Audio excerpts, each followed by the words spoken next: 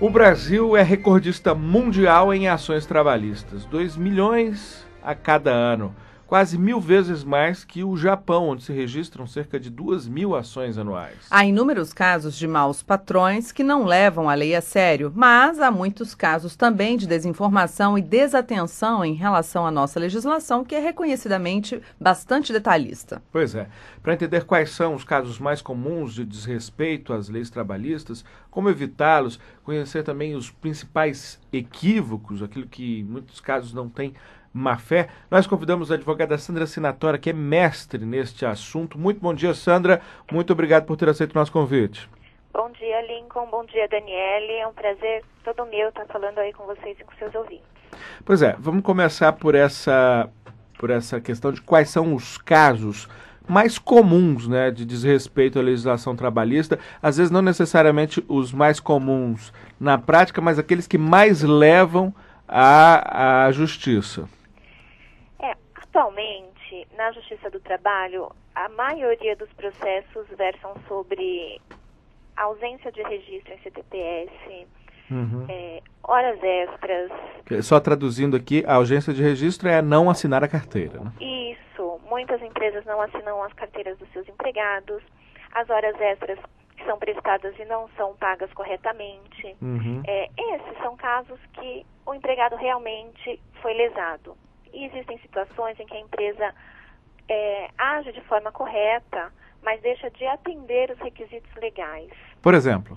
Por exemplo, existe a possibilidade do empregado prorrogar a jornada diária de trabalho para compensar aos sábados.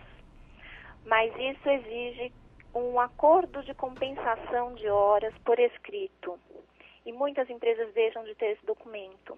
Quando são fiscalizados ou quando sofrem um processo trabalhista, eles não têm defesa. Porque eles entendem que o acordo verbal é suficiente e na Justiça do Trabalho não é suficiente. Precisa ter um acordo por escrito. Tudo isso precisa estar registrado num contrato, né? Isso. Existe caso também que é muito comum nas empresas, representação comercial. As empresas têm representantes, mas não atendem os requisitos de um contrato de representação comercial. E quando o representante se desliga da empresa, entra com ação na Justiça do Trabalho, dizendo que não era representante, que era vendedor. Pleiteia o vínculo, como a empresa não atendeu às exigências legais, ela acaba sendo prejudicada aí e aumenta o passivo dela trabalhista desnecessariamente por falta mesmo de conhecimento e orientação. E isso pode levar a empresa, desculpa, Daniele, isso pode levar a empresa à falência, além de ter uma imagem muito ruim, né? A imagem, hoje em dia, a imagem da empresa deve ser preservada, né? E não só o legislador, mas nós como operadores do direito, também queremos a retribuição honesta do trabalho. O nosso objetivo é implantar um trabalho nas empresas que assessorem não só o empregador, mas que garantam ao empregado ter seus direitos preservados, né? Hoje, a organização não pode deixar em segundo plano as ações trabalhistas, porque causa uma imagem mesmo ruim da empresa, não só perante o judiciário, mas perante seus concorrentes. E a mão de obra é importantíssima numa instituição hoje.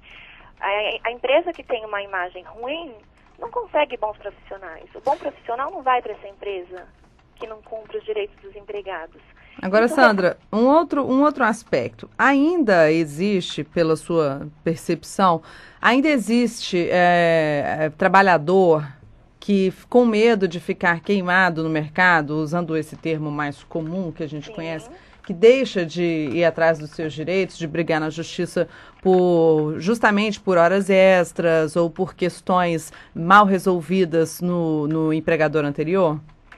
Então, eu acredito que isso está reduzindo, até pelo número de ações judiciais que a gente vê atualmente, a gente vê que esse receio está reduzindo. A tendência é acabar. E hoje, uma empresa não consegue mais o que a gente chama de certidão de processos em nome de um empregado, né? Hoje, para saber se existe processo em nome de um empregado, tem que ser a própria pessoa ou a pessoa tem que conceder uma procuração para fins específicos, né? Então, se existe esse receio, o empregado tem que perder porque ele tem que correr atrás dos seus direitos. Em contrapartida, a empresa precisa se precaver para estar preparada aí para as ações judiciais. Agora, há um movimento também, que não é tão recente, mas que é bastante comum, de se substituir a contratação com a carteira de trabalho por contratação pessoa jurídica ou com emissão de nota, essas coisas que, pelo menos no nosso mercado jornalístico, isso é bem comum. Isso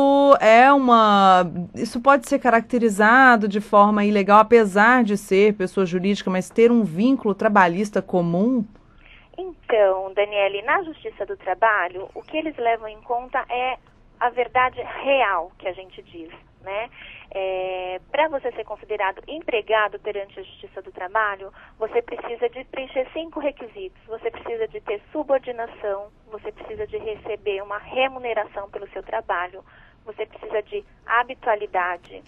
E independente da forma que isso seja feita, ou por contrato, ou por pessoa jurídica, se o empregado consegue demonstrar na Justiça que preencheu os requisitos, descaracteriza esse contrato, essa pessoa jurídica e se reconhece o vínculo de emprego, né? Infelizmente, muitas empresas utilizam dessas formas para mascarar um vínculo de emprego e a Justiça do Trabalho não reconhece contratos ilegais. Agora, Sandra, 2 milhões de ações todos os anos, como nós citamos aqui, isso dá praticamente 1000 vezes o que acontece no Japão. Sim. Umas 300 vezes que acontece, por exemplo, nos Estados Unidos. Isso a gente sabendo de todo o receio que um trabalhador tem de entrar na justiça contra o empregador. A situação poderia ser bem pior, então, né? Poderia, mas a gente também não pode deixar de mencionar que muitas ações também são infundadas. Claro. Né? Infelizmente, você tem o direito de ação e nem sempre as pessoas exercem de forma correta. Uhum. A Justiça tem adotado muitas medidas no sentido de reduzir a quantidade de ações trabalhistas. Recentemente foi criado até o Banco Nacional de Devedores Trabalhistas, que para as empresas participarem de licitações, contratarem com o poder público, vai ser exigida uma certidão negativa de débito trabalhista. Tudo isso para tentar amenizar aí esses milhões de ações anuais aí. Mas ainda assim eu acredito que a empresa precisa se conscientizar, a empresa precisa ser orientada, a empresa precisa adequar os procedimentos, porque o que a gente vê no dia a dia é que muitas vezes não é que a empresa lesou, a empresa deixou de cumprir um requisito legal, né? E como a Justiça do Trabalho tende a ser protecionista, até pelo o trabalhador ser a parte hipossuficiente da relação, acaba tendo que pagar alguma coisa que já pagou. Daí aquela frase, quem paga mal paga 2 vezes, né? É verdade.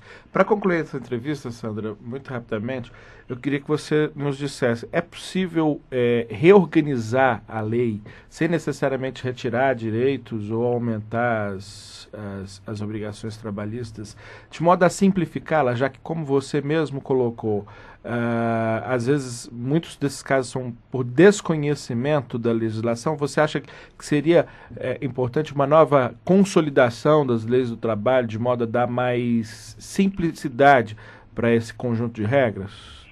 Poderia ter alguma coisa no sentido de flexibilizar um pouco mais, mas acredito que o grande problema aí é a carga tributária de uma empresa que tenta agir regularmente com seus empregados, né? Então, eu acho que mais do que a consolidação das leis do trabalho, o que precisaria ser reformulado é a carga tributária que a empresa tem com um empregado devidamente registrado.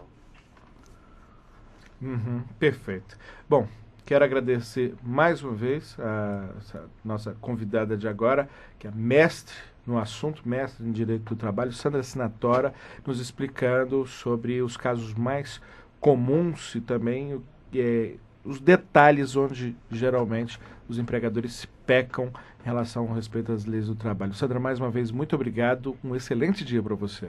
Eu que agradeço, Lincoln, a participação e me disponibilizo aí para tratar de outros assuntos da matéria. Contamos com você.